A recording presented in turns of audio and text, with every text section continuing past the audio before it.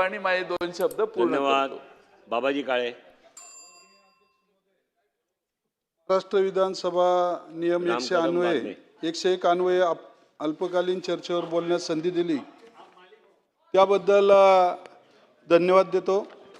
खऱ्या अर्थानं मला बोलायला थोडा जास्त वेळ द्यावा, कारण संपूर्ण महाराष्ट्रामध्ये ज्या ज्या ठिकाणी नैसर्गिक आपत्ती आली त्यामध्ये आमच्या खेड आळंदी विधानसभा मतदारसंघामध्ये सगळ्यात जास्तीचं नुकसान त्या ठिकाणी झालेलं आहे. नुकतीच चालू असलेली देहू आळंदी पंढरपूर वारीच्या माध्यमातून अनेक भाविक भक्त या अवकाळी पावसामुळं त्याचबरोबर ढगफुटीमुळं 4ही पूल आळंदीचे बंद झाले होते आणि त्या माध्यमातून ज्या नुकसानी झाल्या रस्त्यांच्या, इतर गटर असतील, लोकांच्या नुकसानी असतील, यासाठी पंचनामे सुरू आहेत. परंतु तरीसुद्धा शासनानं तात्काळ 10 कोटी रुपये आळंदीच्या रस्ते, गटर आणि इतर उपाययोजनासाठी दिले. त्याबद्दल नगरविकास विभागाला मनापासून धन्यवाद देतो. आणि त्या माध्यमातून दुसरं, चाकण शहरामध्ये सुद्धा आणि खेड शहरामध्ये तिन्ही ठिकाणी नगरपालिका आहेत. परंतु मोठ्या नागरीकरणामुळं अध्यक्ष महोदय त्या ठिकाणी मोठे नाले, जे नकाशावर नाले आणि आहेत, हे मोठ्या प्रमाणामध्ये गाडले गेले. नैसर्गिक प्रवाह बंद केल्यामुळं मोठ्या मोठ्या इमारती झाल्यामुळं पाण्याचा प्रवाह अडला गेला आणि ते पाणी कुठेही वळायला लागलं. दुर्दैवानं चाकणमध्ये मोठ्या प्रमाणामध्ये व्यापाऱ्यांच्या नुकसानी झाल्या. ग्रामीण रुग्णालयामध्ये पाणी शिरलं आणि अचानकपणे मोठ्या आपत्तीला त्या ठिकाणी सामोरं जावं लागलं. खेडमध्ये सुद्धा अशाच पद्धतीनं हुतात्मा शिवराम हरी राजगुरू यांच्या वाड्याजवळ नदीकाठी मोठं काम सुरू आहे. त्या कामाला सुद्धा यामुळं धोका निर्माण झाला आणि तिनवाडी रोडच्या परिसरामध्ये आणि खेडच्या अनेक परिसरामध्ये अनेक त्या ठिकाणी गैरसोय झाली, नुकसानी झाल्या. त्यामुळं नगरविकास विभागाला माझी आपल्या माध्यमातून विनंती आहे की आळंदीप्रमाणे तीनही शहरांना रस्ते दुरुस्ती असतील, गटर दुरुस्ती असतील किंवा इतर गोष्टीसाठी निधीची या माध्यमातून तरतूद व्हावी. खेड तालुक्यामध्ये पश्चिम भाग मोठ्या प्रमाणामध्ये आहे आणि आपण बातम्यांच्या माध्यमातून प्रत्येकजण आपापल्या तालुक्यातील किंवा जिल्ह्यातील त्या ठिकाणी अडचण पाहतो. परंतु काल गेले 8 दिवस सुरू असलेल्या पावसामुळं सातत्यानं काल दिवसभर आमच्या सोशल मीडियावर त्या ठिकाणी फोटो येत होते. त्यामध्ये कुडे खुर्द गावात रात्री ढगफुटी झाली आणि अतोनात नुकसान झालं. रस्त्यावर मैला वाहून आलेला आहे.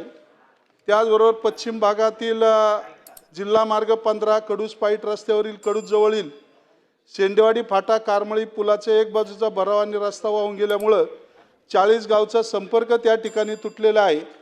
आणि त्याचबरोबर या ठिकाणी खरपुडी, खुर्द आणि बुद्रुक या दरम्यान भीमा नदीवर मोठा केटीवेर आहे. त्याचे डापे काही कारणामुळं काढले गेले नव्हते.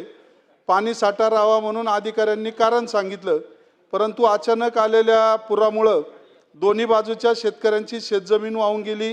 दशक्रिया घाट आणि स्मशानभूमीचं अतोनात त्या ठिकाणी नुकसान झालं. त्यामुळं शेतकऱ्यांचं फक्त पिकच गेलं नाही, परंतु शेतकऱ्यांच्या जमिनीचं नुकसान झालं आणि इतरही मोठ्या प्रमाणामध्ये नुकसान झालं. पाईटचा पाझर तलाव त्या ठिकाणी फुटला गेला आणि त्या माध्यमातून खालच्या भागामध्ये मोठ्या प्रमाणामध्ये नुकसान झालं. शिरगाव दुवलिये ते दरड कोसळली आणि नेकलेस धबधब्याजवळ त्या ठिकाणी वाहतूक बंद झाली. भीमाशंकरला जाणारी त्या ठिकाणची वाहतूक सध्या बंद आहे.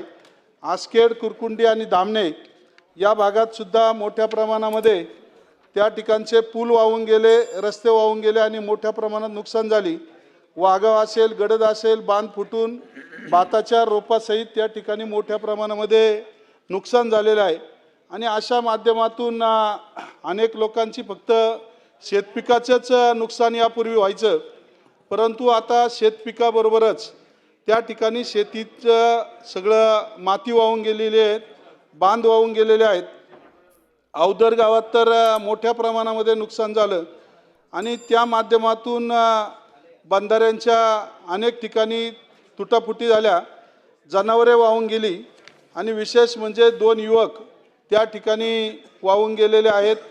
अशा पद्धतीनं अनेक नुकसानी मग ती पशुधनाची असेल, मनुष्याची असेल, शेतकऱ्यांची असेल किंवा सार्वजनिक असेल, मोठ्या प्रमाणामध्ये नुकसानी झालेल्या आहेत. त्या नुकसानीची भरपाई केवळ फक्त नैसर्गिक आपत्ती म्हणून नाही, तर माझं आपल्या माध्यमातून शासनाला विनंती आहे, आता फक्त शेतकऱ्यांचे पंचनामे चाललेत, परंतु वेगवेगळ्या पद्धतीने अनेक लोकांच्या मोटरी वाहून गेलेल्या आहेत, ट्रान्सफॉर्मर वाहून गेलेले आहेत आणि मग इलेक्ट्रिक विभागानं वेगळा पंचनामा करून त्यासाठी निधी मागावा. सार्वजनिक बांधकाम विभागाने रस्ते, पूल आणि इतर गोष्टीसाठी, जिल्हा परिषदने शाळांचे काही कंपाऊंड, दवाखान्याचे कंपाऊंड, इतर काही नुकसानी झाल्या त्याच्या पद्धतीने त्यांनी नियोजन करावं. आणि या माध्यमातून जलसंपदा विभागाचं सुद्धा मोठ्या प्रमाणामध्ये बंधारे आणि इतर गोष्टीचं नुकसान झालेलं आहे. अनेक ठिकाणी नदीकाठच्या स्मशानभूमी, दशक्रिया घाट वाहून गेलेले आहेत.